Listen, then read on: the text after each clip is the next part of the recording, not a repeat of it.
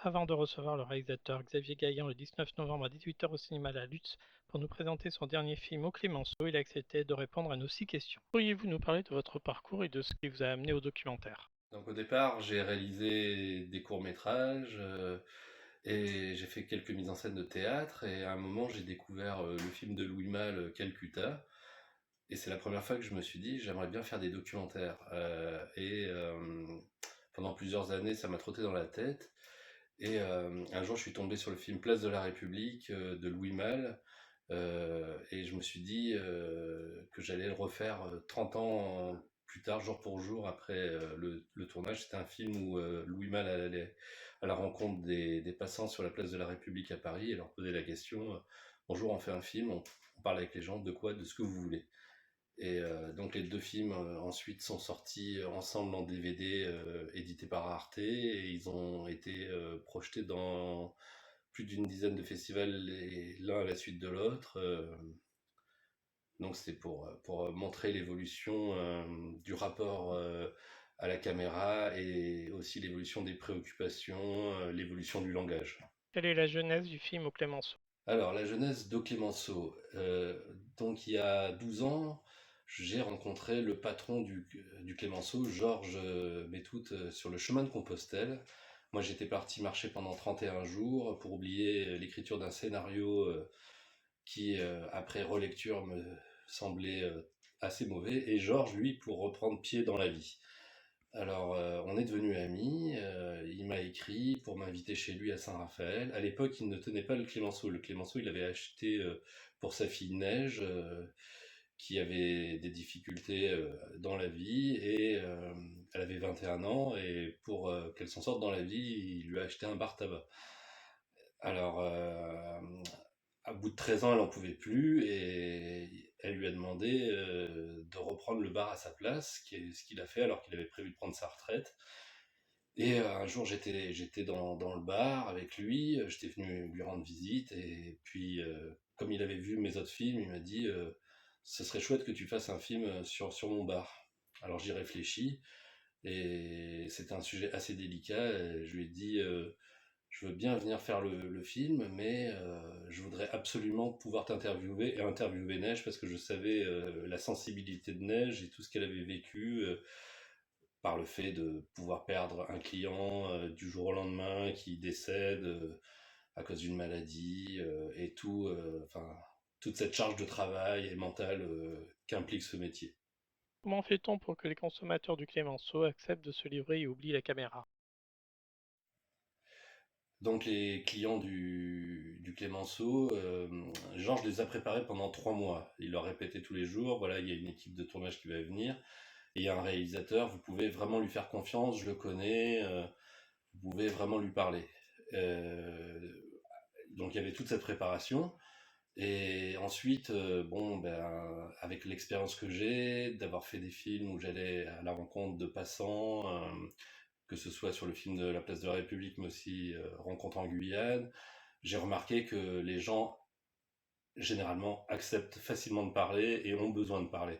C'est un constat dans notre société et le film aussi, Au Clémenceau, révèle peut-être cette perte du lien entre les humains et ce besoin de, voilà, de se Donnez-moi 5 livrer, de raisons de parler. venir voir votre film. Alors, 5 bonnes raisons d'aller voir le film. Alors, d'abord pour le témoignage de Neige, la patronne du bar, qui est très touchante. C'est une femme sensible qui a vécu des choses très fortes en tenant ce bar et qui l'ont fait craquer à la fin. Aussi pour la dimension sociale et politique, on se rend compte que les gens qu'on rencontre, les clients, disent des choses profondes sur notre société. Une bonne raison, c'est aussi que j'ai rencontré plusieurs femmes aujourd'hui de la soixantaine qui sont venues me voir et qui m'ont dit qu'elles étaient venues voir le film pour se réconcilier un peu avec leur père qui était un pilier de bar. Et effectivement, le film les a réconciliés avec leur père et a changé l'image qu'elles en avaient. Il y a aussi une autre raison qui est que jusqu'à aujourd'hui, tous les échanges qui ont suivi la projection du film ont été riches Et les gens m'ont dit toute l'émotion qu'ils ont ressentie à la vue du film. Et une autre, c'est que le film rend visible ceux qui sont invisibles, Quelle ceux que l'on question n'entend auriez-vous jamais. aimé que je vous pose et répondez-y. Oui, alors donc la question que j'aurais aimé que vous me posiez, c'est comment mon film a été produit? Est-ce qu'il y a de la place pour ces films à la télévision ou dans les salles de cinéma?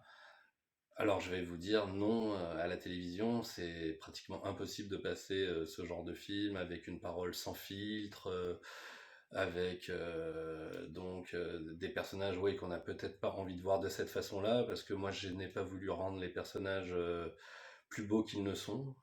J'ai voulu essayer de rester plus près de ce que je ressentais comme étant le réel. Bien sûr, le réel, c'est une question subjective. Aussi, ce sont des films difficiles à produire. Le bar, je savais il allait être détruit, et donc il fallait aller au plus vite, capter cette atmosphère, ces paroles. Et il a été fait aussi grâce à...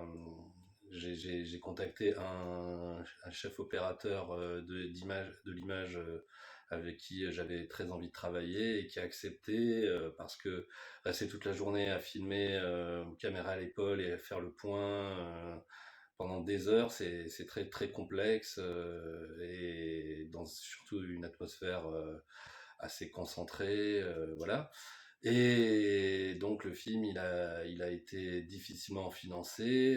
Il y a une productrice qui a beaucoup cru. Malheureusement, elle est décédée avant la fin du montage du film, seulement 46 ans. Donc c'est un film qui a vu le jour avec beaucoup d'obstacles, mais on est assez heureux parce j'avais jamais eu de prix dans ma vie et j'ai été sélectionné dans 3 festivals et pour l'instant, les 2 festivals où je suis allé, j'ai eu à chaque fois le premier prix, dont le prix du festival Psy de Lorquin, qui est un festival qui existe depuis 45 ans et qui est un festival spécialisé sur la santé mentale. Donc les psychiatres, les soignants qui étaient membres du jury de ce festival ont reconnu le côté thérapeutique du bar, ce qui est peut-être une surprise. Voilà. Donc une autre bonne raison de venir voir le film.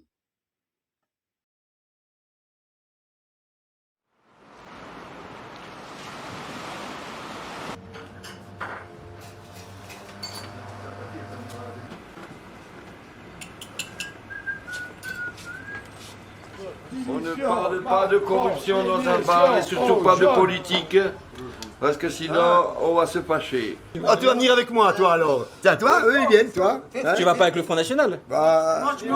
Mais tiens, bien sûr que si. Toi tu es avec le Front National? Oui, il faut mettre une femme au pouvoir. Voilà. Ça ne coûte rien d'essayer. Et qui sait? Je suis français, moi, je suis né à Marseille. Ça peut dire une heure, des semaines, des mois, c'est-à-dire quoi des mois, des années. Une vraie dépression, je vais aller voler et je vais pas aller comme avant. Moi je suis pas alcoolique, hein. Enfin si, je suis alcoolique. Je suis alcoolique, mais je bois pas tous les jours, moi. T'as une seule. T'as 2 minutes. Deux minutes pour l'avoir. 2 minutes chrono. Moi, je respecte toutes les religions du monde, je respecte tous les Français, la France entière. Moi, je suis italien. Les mixtes, c'est ça qui fait la mixité, c'est ça qui fait la richesse de la France. Regarde. Jamais. Écoute-moi, mon frère. Moi, je suis italien. Là, tu m'as vexé. La première migration, c'est nous, les Italiens. Tunisien. Vous regardez tout le monde, vous pouvez filmer tout le monde. C'est la famille. C'est la famille. On appelle ça, c'est la famille.